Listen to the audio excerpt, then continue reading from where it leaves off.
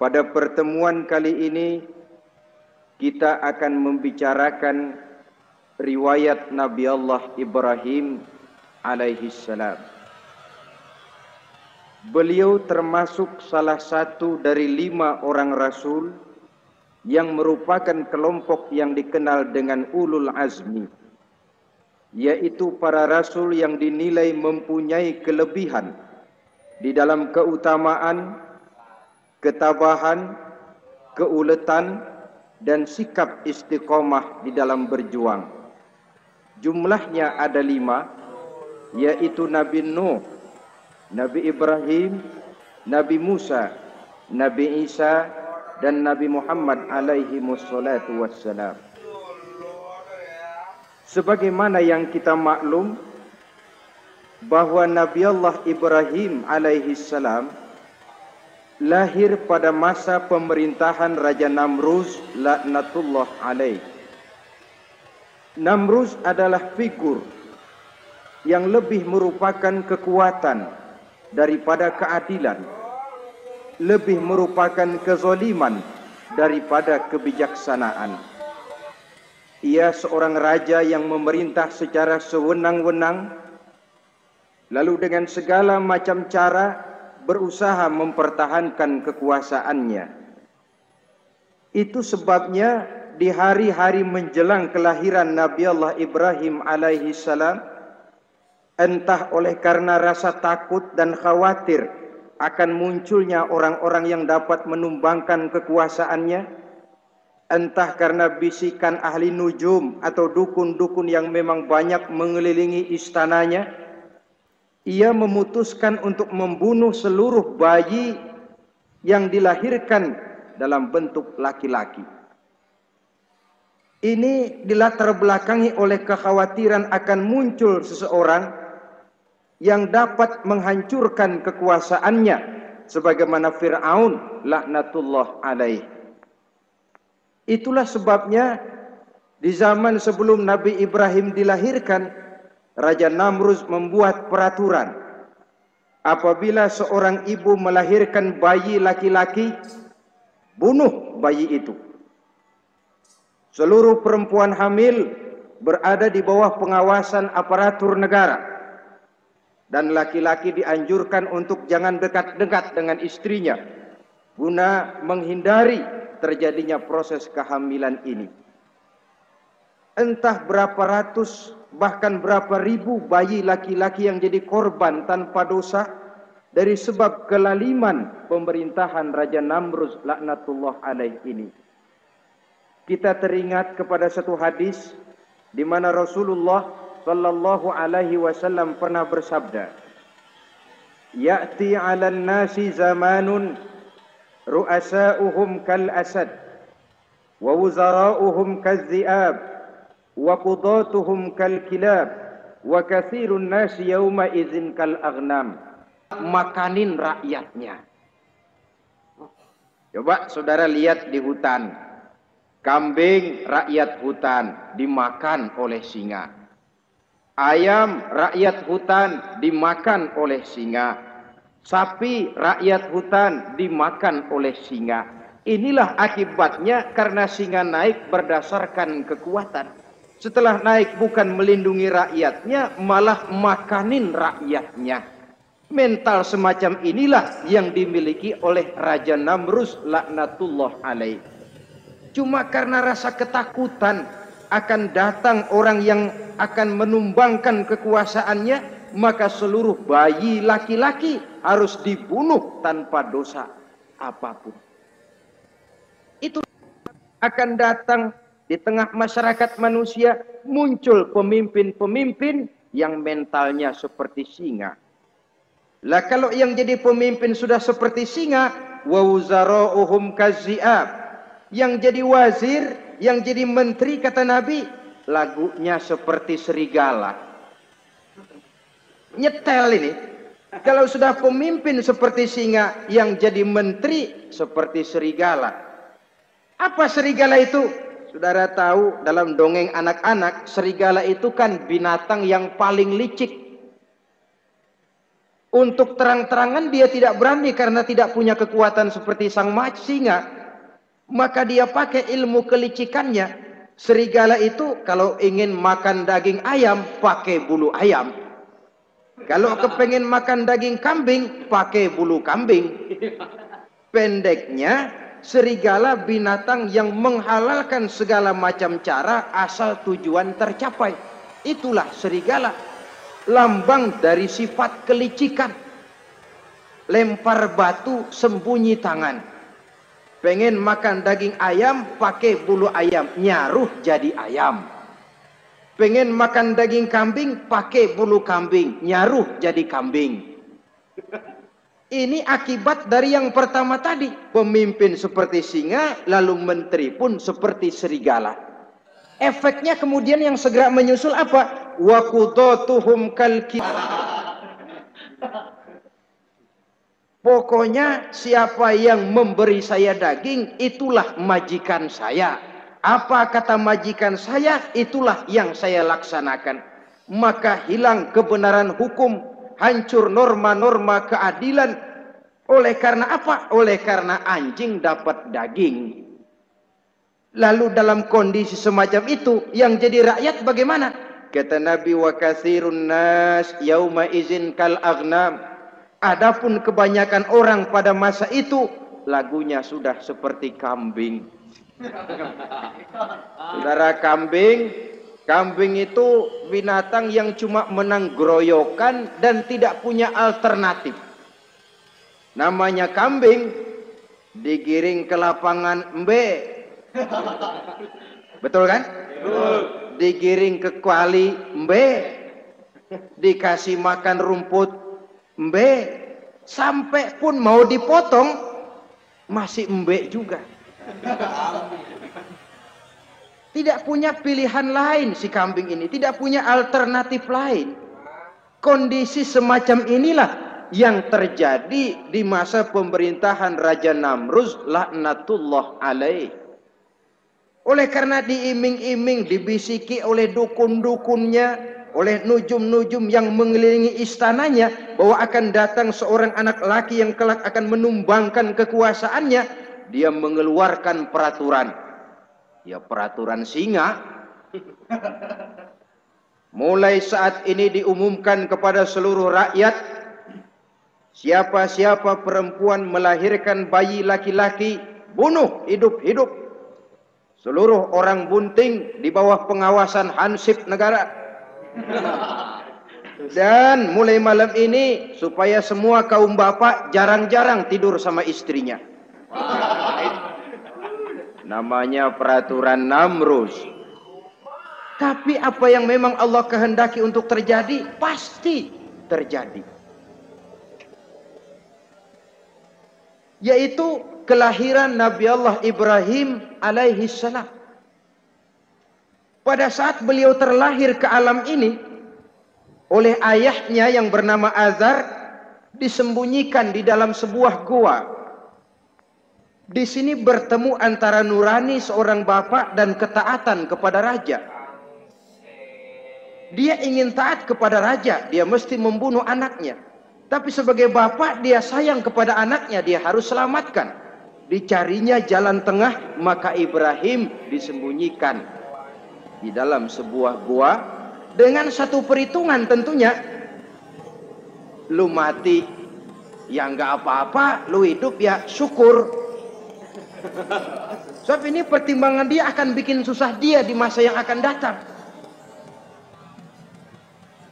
Coba anak bayi dalam kondisi apa adanya ditaruh di dalam gua, menurut perhitungan logika mati. Namun apa yang terjadi? Nabi Allah Ibrahim yang sejak masa bayi diletakkan di dalam gua, dipelihara oleh Allah. Nah, kalau Allah yang sudah memelihara, orang mana yang sanggup mendatangkan bencana dan mudarat? Untuk melangsungkan kehidupannya, Nabi Ibrahim itu mengisap ibu jarinya. Dan konon menurut riwayat dari ibu jarinya itu keluarlah madu. Sehingga walaupun tidak didampingi oleh ayah dan ibunya, tinggal di dalam gua seorang diri, pertumbuhannya sebagai seorang bayi menjadi seorang anak, tumbuh dengan pesat sebagai lazimnya anak-anak yang lain. Dalam ilmu tauhid ini yang dinamakan irhas. Tanda-tanda yang diberikan kepada seseorang yang akan dipilih menjadi rasul pada saat dia masih anak-anak. Ini yang dinamakan irhas. Adapun kalau dia sudah diangkat menjadi rasul, maka tanda-tanda itu dinamakan mukjizat. Kalau jatuh kepada wali, maka tanda itu dinamakan karomah, atau yang dalam bahasa kita disebut dengan keramat. Jadi kan kita ini dalam kehidupan anak-anak kita kadang-kadang bisa melihat bakat yang dimilikinya pada saat dia masih kecil. Tanda-tanda itu ada. Nah, dalam kehidupan para rasul, masa kecil mereka yang melambangkan tanda itu dinamakanlah irhas. Begitulah Nabi Ibrahim tumbuh dari bayi menjadi anak-anak di dalam gua. Dan ayah ibunya kadangkala menengok dia. Pada saat dia sudah mulai pandai berbicara, dia sudah mulai berpikir. Dan pola berpikir yang pertama, satu hari dia tanya bapaknya, "Papi," kalau bahasa sekarang, "ini yang bikin alam ini sebenarnya siapa? Yang bikin saya siapa? Yang menyebabkan saya ada siapa?" "Ya kami, ibu bapakmu," kata ayahnya. "Oh begitu." "Lalu yang bikin ibu bapak siapa?" "Ya nenekmu.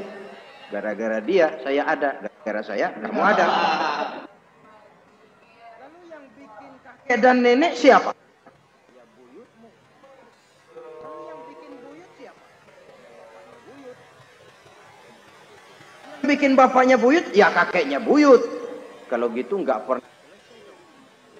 Tentu akan ada pencipta pertama. Siapa pencipta pertama itu? Bapaknya buntu. "Lu jangan usil dah. Temen-temen lu juga nggak pernah nanyain urusan kayak begini." "Saya nggak puas, Pak." Begini sekarang, saya mau tanya. Ini kaum kita nyembah apa? Nyembah berhala. Lah yang bikin berhala itu siapa? "Saya, bapakmu, Azhar." Kaum kita menyembah berhala, yang bikin berhala bapak. Kenapa enggak nyembah bapak aja kok tanggung-tanggung? Jawaban ayahnya tidak membuat ia jadi puas. Terus merenung siapa gerangan pencipta pertama, siapa gerangan yang patut disembah dengan sebenarnya, siapa gerangan pencipta alam semesta ini. Bila malam datang, dia melihat bintang gemintang bertabur menghias cakrawala, dia berkata, "Ini yang patut dianggap Tuhan, tinggi, terang, benderang." Tapi manakala besok pagi bintang tenggelam, dia pun bilang, "La uhibbul afilin." Saya tidak suka kepada yang tenggelam. Masa Tuhan tenggelam? Ketika malam datang, bulan pun terbit. Nah, ini barangkali yang Tuhan. Ini lebih besar dari yang semalam. Tapi bila bulan pun terbenam, lagi-lagi dia bilang Tuhan tidak mungkin terbenam. Lalu bila matahari terbit, nah ini enggak salah lagi. Ini lebih gede dari yang dua-dua kemarin. Ini pasti Tuhan.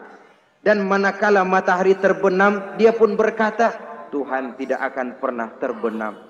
Perjalanannya mencari Tuhan ini bisa saudara baca dalam surah Al-An'am ayat 6 sampai dengan ayat 79. Sampai Allah memberikan petunjuk kepadanya, mengangkatnya menjadi seorang rasul dan menyampaikan misi dakwahnya. Saudara-saudara kaum muslimin rahimakumullah. Dakwah yang pertama dilaksanakan tentu kepada bapaknya, kemudian kepada kaumnya. Secara psikologis ini kan makan hati. Coba kalau kita harus nasihatin orang lain yang tidak ada hubungannya dengan keluarga, barangkali biasa saja. Tapi nasihatin bapak sendiri. Ini kan makan hati. Mau didiamkan saja batil dan sesat, mau diceramahin bapak sendiri. Tapi bapak tinggal bapak, kewajiban melaksanakan dakwah jalan terus. Ini berarti bahwa tugas amar ma'ruf dan nahi munkar memang tidak mengenal posisi. Begitulah saudara-saudara, sampai kepada satu hari Nabi Ibrahim melaksanakan dialog dengan kaumnya. Saudara-saudara, ma hadhihi tamasil allati antum laha akifun. Surah Al-Anbiya ayat 51. Saudara-saudara, berhala-berhala ini yang bapak saya yang buat, inikah yang selama ini tuan-tuan sembah? Kaumnya menjawab, qalu wajadna aba'ana laha abidin. Iya, sebab nenek moyang kami, nenek moyang kita juga dulu nyembah itu. Bagaimana nenek moyang kita, begitulah kita. Jawab Nabi Ibrahim, laqad kuntum wa aba'ukum fi dhalalim mubin. Sebenarnya kamu dan nenek moyangmu sama, borongan satu gerbong sesat.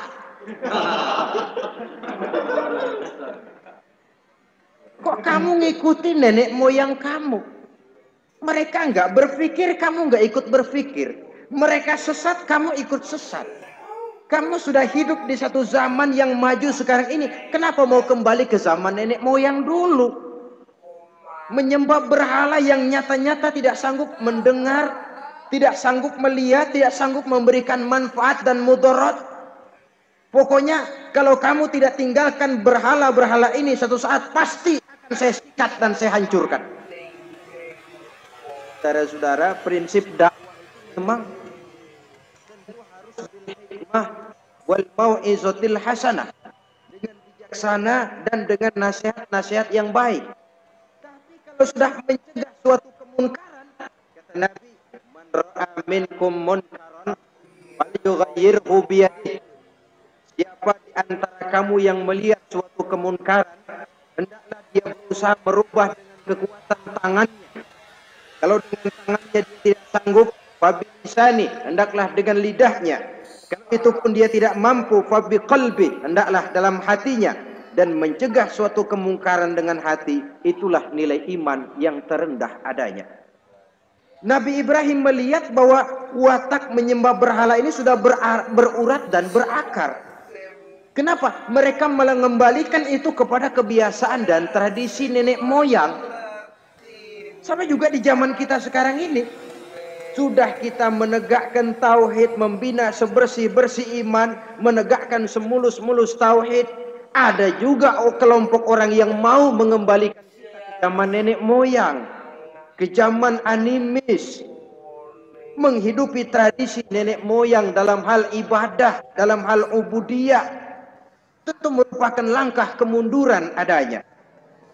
Dan ini bukan barang baru. Umat Nabi Ibrahim sudah memberikan contoh.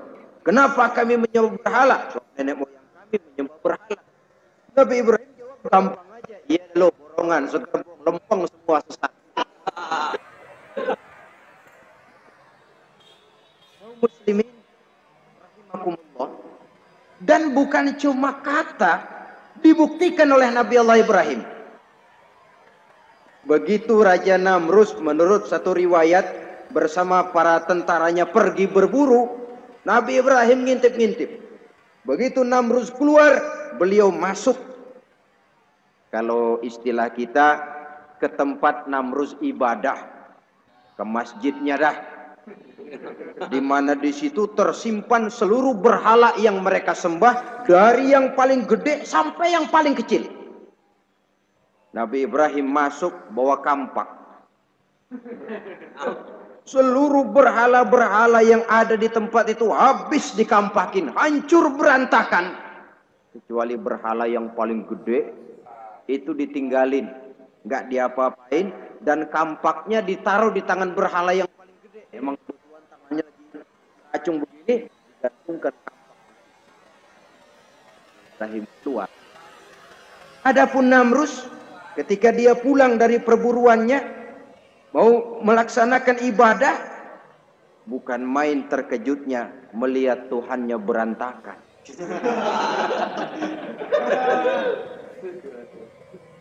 Waduh, ini celaka kerjaan apa ini?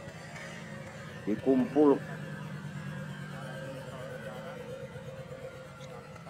terus ini ada supersip masuk kemari, mengganggu stabilitas peribadatan kita.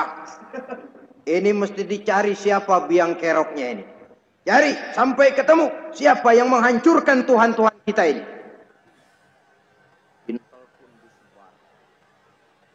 Ada yang ke kota, ada yang ke desa, ada yang pokoknya ke seluruh penjuru. Sampai ada yang desas-desuskan. Tuan Raja, bagaimana? Saya dengar selentingan berita. Berita apa? Pada waktu Tuan Raja pergi berburu, seorang anak muda bernama Ibrahim masuk ke tempat ibadah kita. Barangkali dia yang menghancurkan patung-patung kita. Kalau begitu cari, tangkap Ibrahim, tangkap. Panggil kepala intel. Dipanggil. Kamu cari orang namanya Ibrahim, tangkap. Kok ditangkap? Tangkap. Sebab menurut berita dia yang menghancurkan berhala-berhala kita. Ya tapi kan belum ada buktinya, Pak. Soal bukti gampang belakangan, yang penting tangkap aja dulu.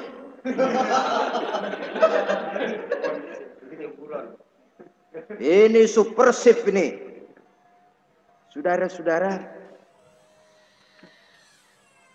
dicarilah Nabi Allah Ibrahim, ketemu, dihadapkan kepada Raja Namrus, disidang di pengadilan terbuka, disaksikan orang banyak, dibuka oleh Raja Namrus.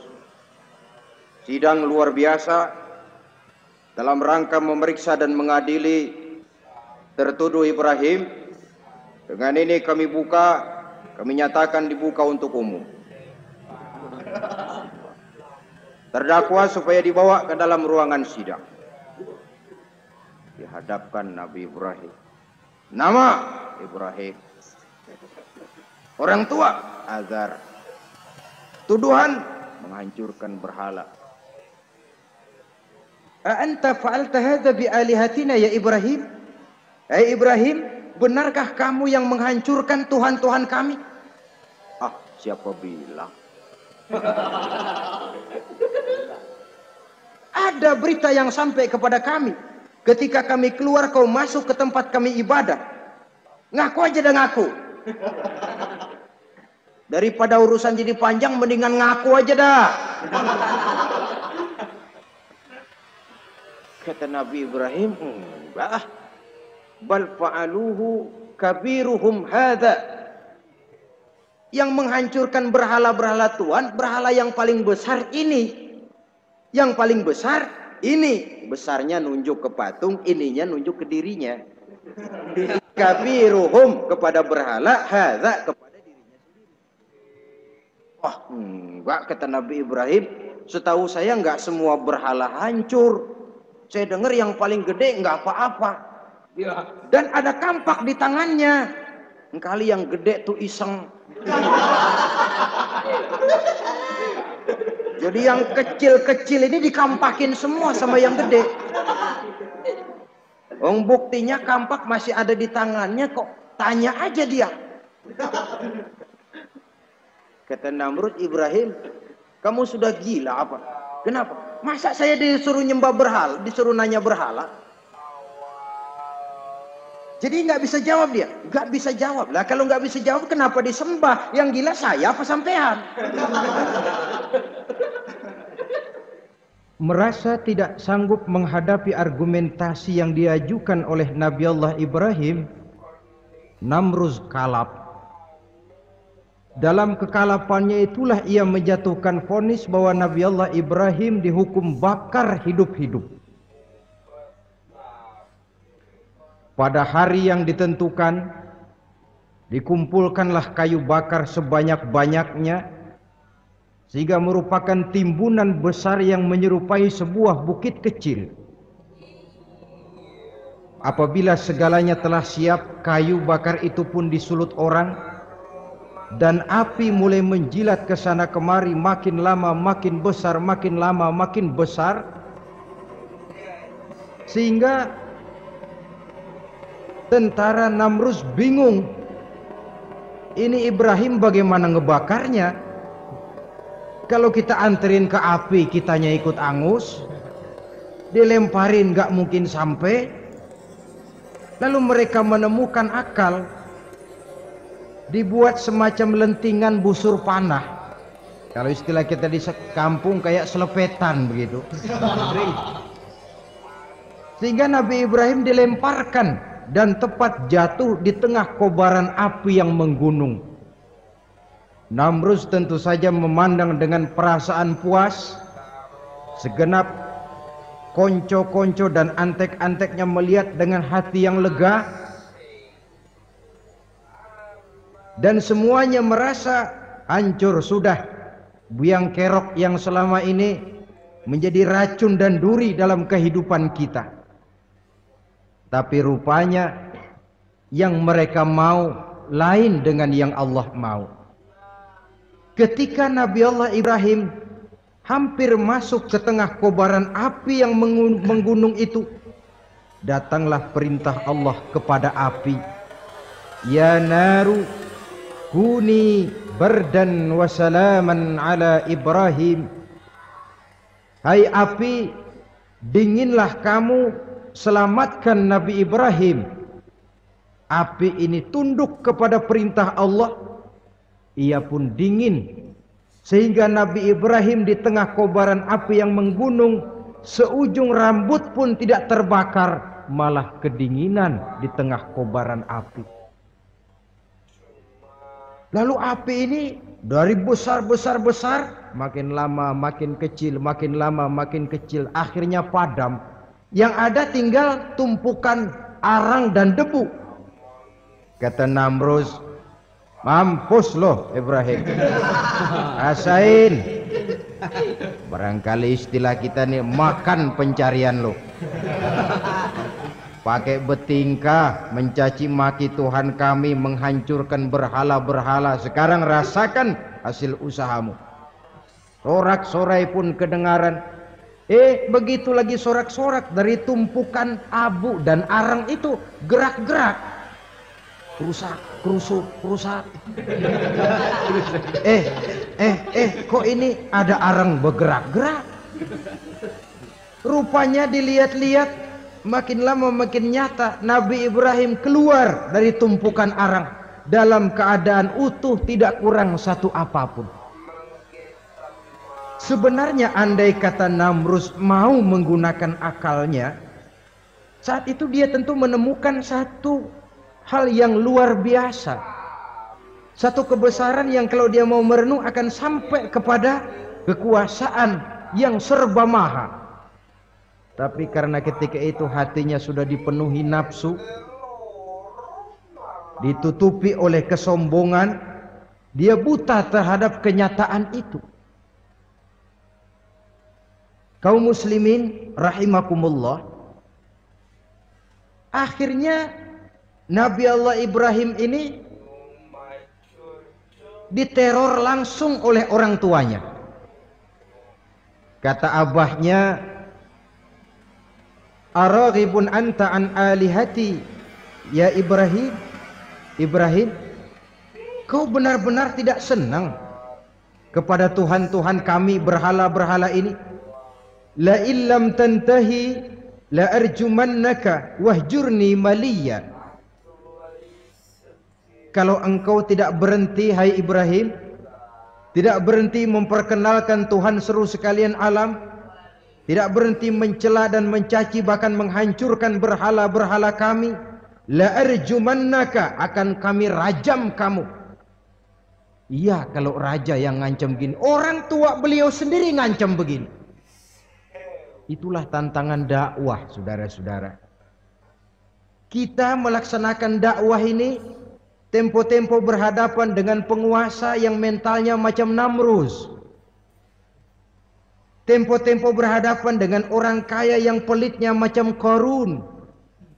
Tempo-tempo berhadapan dengan orang tua yang mentalnya macam Azar. Orang tua yang kaku, yang tidak mau terbuka terhadap kenyataan. Istilah di kampung kita orang tua yang laceng. Tahu laceng? Udah salah kenceng. Sulit benar menerima pembaruan yang membawa umat kepada masalah-masalah yang memang nyata lebih baiknya. Itulah tantangan di dalam melaksanakan tugas dakwah, dan ini dihadapi oleh Nabi Allah Ibrahim. Ayahnya terakhir memberikan tekanan, kalau kau tetap melaksanakan misimu, tidak engkau mau berhenti dari tugas dakwah ini, awas Ibrahim, la arjumannaka, akan aku rajam, akan kami lontari kau dengan batu, wahjurni maliya, pergi kamu dari sini. Ya Allah, diputuskan hubungan. Kalau memang engkau berkeras dengan tugas dakwahmu, persilakan Ibrahim, keluar, pergi saja dari sini. Diusir oleh orang tuanya sendiri. Inilah hidayah, saudara-saudara. Oleh sebab itu, tugas utama kita kaum muslimin sebenarnya bukan mengislamkan orang, tapi menyampaikan Islam. Tugas kita ialah menyampaikan Islam, bukan mengislamkan orang. Sebab orang mau Islam atau tidak, itu urusan hidayah dari Allah. Jangankan kita, Nabi Ibrahim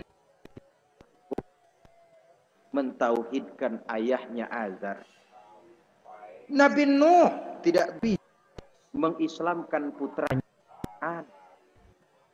Bahkan Nabi kita Muhammad sallallahu alaihi wasallam pun tidak bisa memberikan hidayah kepada Abu Jahal dan Abu Lahab. Paman Nabi, orang tua Nabi, istri Nabi sekalipun, hidayah tidak diberikan kepada mereka. Mereka tidak terpanggil mengikuti kebenaran. Kalau sudah kenyataan ini yang kita temui, kembalilah ke Quran. Allahumma inni qad ballaghtu, wahai Allah, seruanmu sudah saya sampaikan, dakwahmu sudah saya canangkan, ajakan kepada tauhid sudah saya sampaikan. Allahumma inni qad ballaghtu, sudah saya sampaikan ya Allah. Perkara mereka tidak mau ikut, itu karena semata-mata hidayah berada di tanganmu ya Allah. Kalau kemari landasan dakwah kita, insya Allah tugas dakwah kita berkelangsungan. Kalau tidak, makan hati. Kita pikirin, ya orang gua ajak benar-benar nggak mau, ya dipikirin. Saya ajak ngaji malah dicaci maki. Saya ajak yang baik malah saya dicemoohkan. Kok begini dakwah? Akhirnya dipikirin, sakit jantungan. Sudah orang nggak kena kita ajak beriman, kita sendiri makan ke dalam. Itulah Quran meletakkan konsepsi dasar, sampaikan dakwah dengan baik, bil hikmah wal mau'izatil hasanah wajadilhum billah. Kalau ternyata metode sudah baik tapi orang tidak juga mau beriman, tanamkan Allahumma inni qad ballaghtu. Ya Allah, tugas saya cuma sekedar menyampaikan.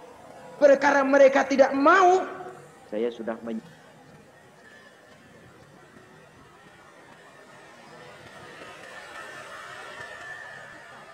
dengan Namrus, bertingkah laku sewenang-wenang, aji mumpung, mentang-mentang kuasa lalu saenake dhewe,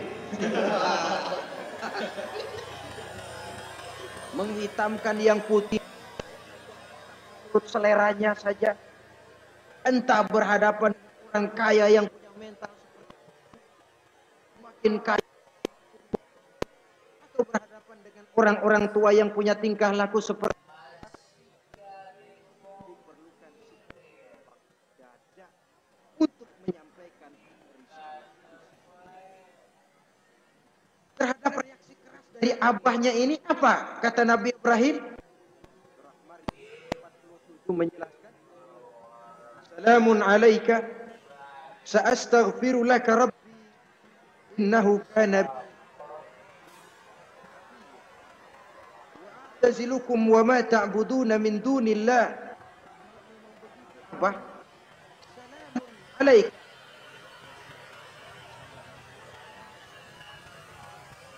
Marilah kita tempuh jalan kita masing-masing.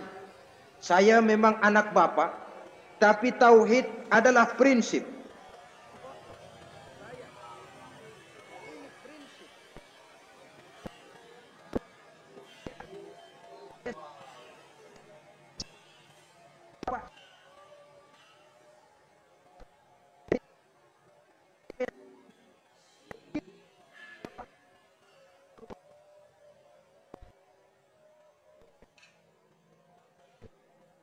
Apa?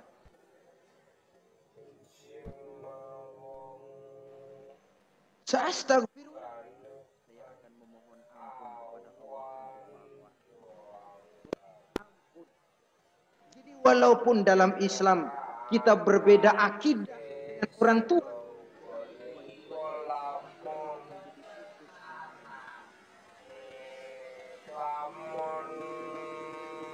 lupa.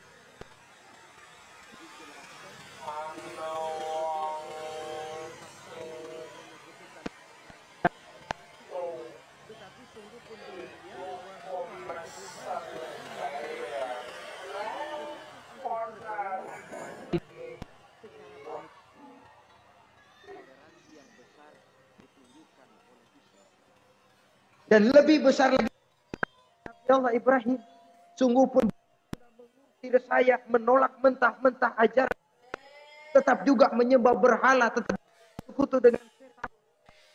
Saya akan memohon kepada Allah untuk Bapak. Wa atazilukum. Saya akan menjauhkan diri dari apa yang Bapak sembah, dari apa yang kaum kita sembah selain daripada Allah. Bapak menyembah berhala, kaum kita ini menyembah berhala. Wa atazilukum. Saya akan menyingkir dari semua itu. Amat jalan.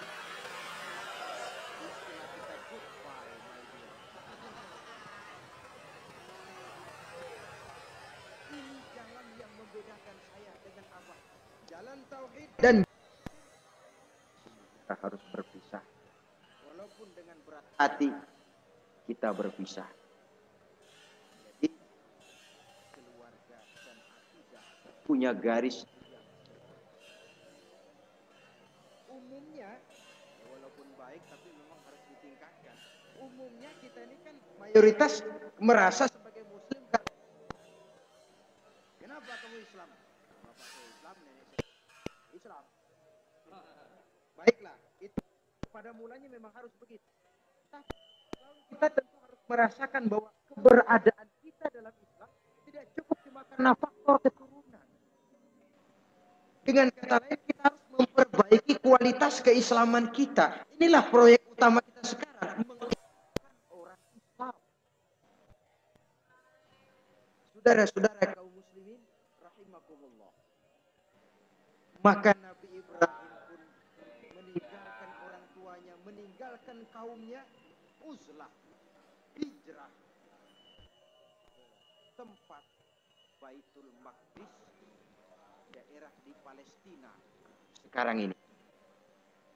Sejarah kehidupan Rasulullah memiliki kemiripan. Rata-rata ditentang oleh kaumnya sendiri dan sebagian besar lalu hijrah.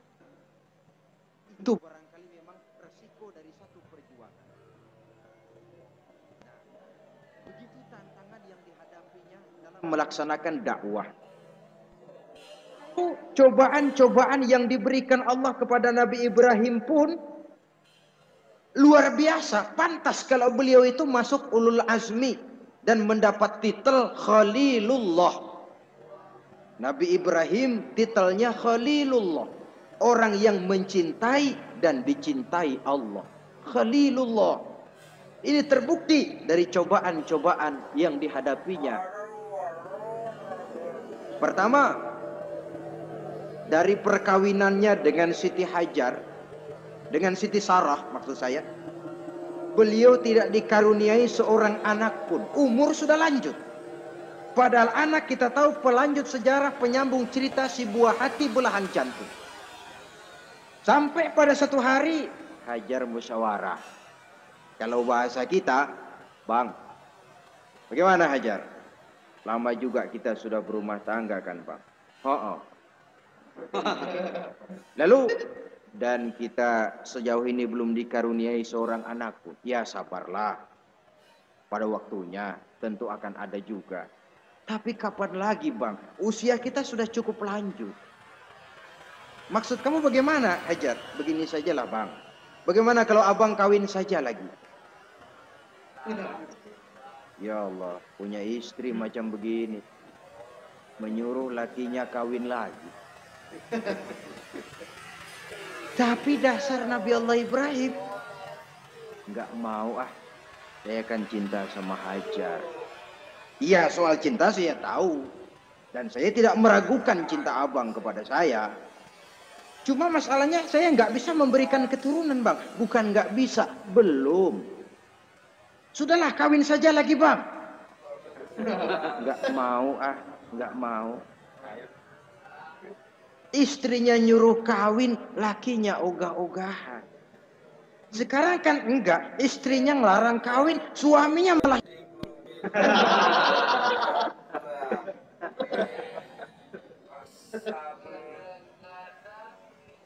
sama didesak kata Ibrahimnya. Kalau itu yang Sarah Hajar mau, biarlah, jadilah. Saya mau kawin lagi dengan syarat kau yang mencarikan istri untuk saya itu. Oleh Siti Hajar dipilihkan Siti Sarah. Kawinlah Nabi Ibrahim dengan Sarah.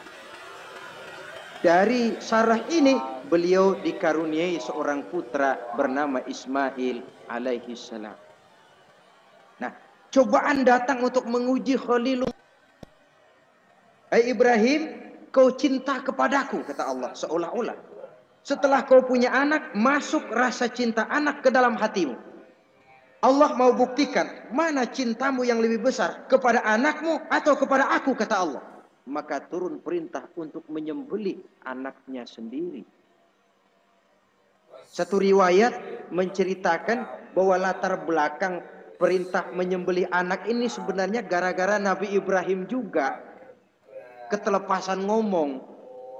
Beliau pernah menyembelih 300 ekor onta dan 1000 ekor kambing. Dagingnya dibagikan kepada fakir miskin. Dilaksanakan penyembelihan itu untuk mendekatkan diri kepada Allah. Sedekah.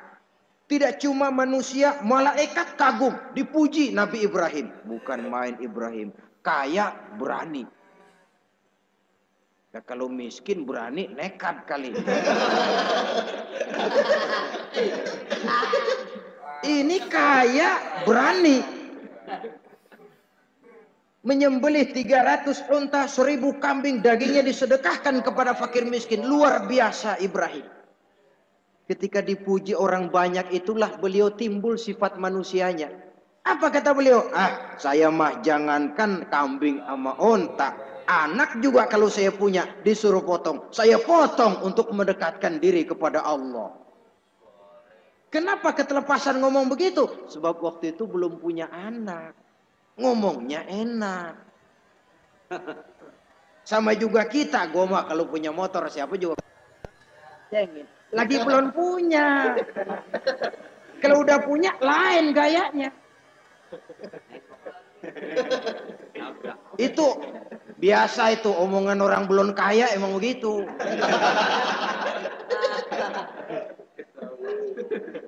Saudara-saudara, sehingga omongan yang beliau sudah lupa bertahun-tahun bahkan puluhan tahun ini. Begitulah ketika sudah punya anak Ismail, falamma balagha ma'ahu sa'ya, ketika Ismail sedang lucu-lucunya dalam tidurnya mimpi turun perintah, ya Ibrahim uffi binuzrika. Hai Ibrahim, bayar nazarmu. Nazar? Iya. Apa nazar? Dulu pernah ngomong apa, ingat enggak? Jangankan cuma kambing, unta, anak pun kalau punya disuruh potong, saya potong. Dianggap nazar. Bayar nazarmu, potong anakmu. Dipikirin siangnya, semalam itu benar-benar perintah Allah apa cuma ngimpi? Kalau ngimpi kok jelas amat. Kalau perintah Allah kok kelewatan amat. Pakai anak disuruh potong, emang nggak ada yang lain apa? 3 berturut-turut mimpi sampai beliau yakin ini memang benar perintah Allah. Dan dilaksanakan dengan berat hati. Pagi-paginya bilang kepada Siti Sarah, Sarah, Ismail mandikan, berikan pakaian yang baik, saya mau bawa pergi dia. Kemana bang? Pokoknya mau saya bawa. Berangkatlah anak beranak ini menuju salah satu bukit di daerah Mina. Ketika duanya sudah mau berangkat, iblis sibuk bukan main. Ini cobaan loh ini. Orang kalau mau ibadah, Pak, iblis paling gatal. Segala macam cara mereka lakukan agar orang jangan ibadah. Ini Ibrahim mau membuktikan cintanya kepada Allah. Ya Allah, lihatlah. Walaupun saya sudah punya anak, cinta saya kepadamu lebih besar ya Allah. Walaupun perintah ini menyembelih leher anak sendiri, saya potong karena melaksanakan perintahmu. Iblis ribut. Mula-mula dia bisikin Nabi Ibrahim. Ibrahim, kau lihat anakmu di belakang itu. Kecil, lucu-lucunya. Masa anak begitu mau dipotong? Tega kamu Ibrahim. Ini perintah Allah. Gak ada urusan sama ente. Pinggir. Kata iblis, waduh mantap juga nih. Kalau suaminya gagal, istrinya kali. Biasanya perempuan perasaannya lebih tinggi daripada pikirannya. Ini Siti Saroh barangkali. Kalau Siti Hajar barangkali. Kalau saya perdayai bisa terpedaya. Hajar, ya. Kamu tahu Ismail mau dibawa kemana? Saya tidak tahu. Mau dipotong oleh suamimu Ibrahim. Mau dipotong. Dipotong. Kok bisa begitu? Iya, katanya ini perintah Allah. Iblis, kalau memang ini perintah Allah, jangankan cuma anak saya Ismail, saya juga ibunya mau ikut dipotong. Wah, kata iblis, nih gilaan lagi dari laki. Saya kira karena perempuan bisa barangkali dilemahkan semangatnya. Nyatanya tidak. Ismail nih masih kecil kali ini. Gampang dikelecehin. Ismail, kau mau dipotong oleh ayahmu. Dipotong. Dipotong. Kok bisa begitu? Katanya perintah Allah. Kalau memang perintah Allah, saya siap. Iblis mau ngomong lagi. Nabi Ibrahim Ismail ngambil batu, disambitin iblis. Izhab ya la'in, pergi, laknat, terkutuk kamu. Nyambitinnya itu sampai sekarang jadi ikutan dalam salah satu pelaksanaan ibadah haji yang disebut jumrah, ngelontar. Itu simbol permusuhan abadi antara manusia dengan iblis. Jadi kalau ada orang mau berbuat baik, iblis itu datang dari 3 penjuru. Dari bapak, dari anak, dari istri. Kadang-kadang bapaknya nggak kena, istrinya dibujukin. Laki luno sok loyar mau nyumbang masjid. Jangan kasih duit, simpen aja baik-baik. Istri nggak kena, anak. Segala macam cara iblis berusaha. Baru sampai di bukit yang dituju, Nabi Ibrahim buka kartu. Ismail, Abah diperintah Allah menyembelih lehermu. Bagaimana? Kerjakan apa jangan? Kalau memang itu perintah Allah, kerjakan Abah. Insya Allah Abah akan menemukan saya termasuk orang sabar. Ini jawaban anak soleh. Coba kalau jawaban anak pinter nggak soleh, bukan begitu. Ismail, saya disuruh motong lehermu, bagaimana? Kenapa saya pak, bapak aja yang tuaan potong.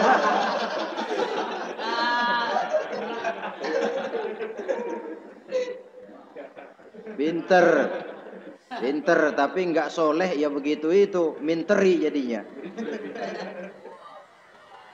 Saudara-saudara, sampai Nabi Ismail diganti oleh Allah dengan seekor kambing kibas.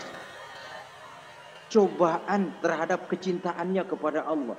Kau cinta aku, itu benar. Tapi setelah kau punya anak, rasa cinta anak masuk ke dalam hatimu. Mana lebih besar, cintamu kepada anakmu atau cintamu kepada aku, kata Allah. Terbukti cintanya kepada Allah lebih besar daripada cintanya kepada anaknya. Bukankah nilai cinta itu baru terasa nyata kalau sudah lewat cobaan, lewat pembuktian? Sehingga dengan demikian kata orang, biasanya cinta itu menuntut pengorbanan. Berani bercinta, berani berkorban. Jangan takut berkorban, nggak usah cinta-cintaan.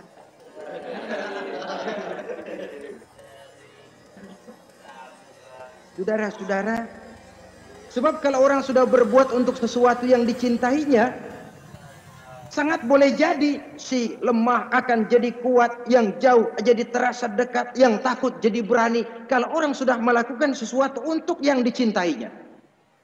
Seorang bapak karena cintanya kepada anaknya, dia rela pergi pagi pulang sore, peras keringat banting tulang supaya hari depan anaknya lebih baik daripada dia. Seorang suami yang cinta kepada istrinya, tidak soal dia kepanasan dan kehujanan, mencari yang sulit-sulit yang diinginkan oleh istrinya. Contoh paling dekat saja, kalau istrinya sedang mengidam, biar tengah malam buta minta mangga dan gak musim mangga, kerusak-kerusuk suaminya cari mangga. Cinta memang membuat yang jauh jadi terasa dekat. Lalu cobaan lain ketika turun perintah melaksanakan khitan.